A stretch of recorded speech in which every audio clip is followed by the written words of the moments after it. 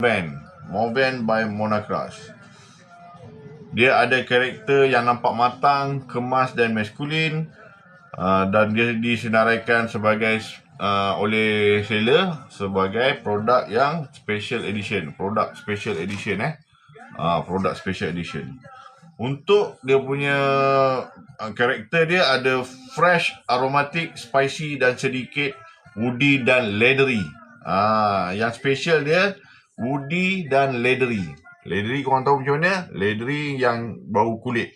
Ada bauan kulit, tapi bauan kulit yang tak terlalu kuat. Memang dia orangnya bau kulit tu so-so je.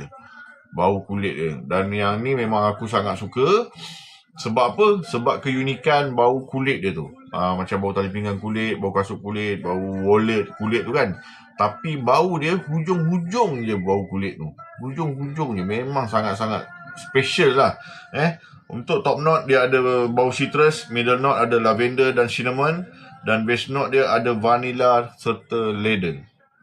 Untuk base, untuk dia punya apa? Base note dia.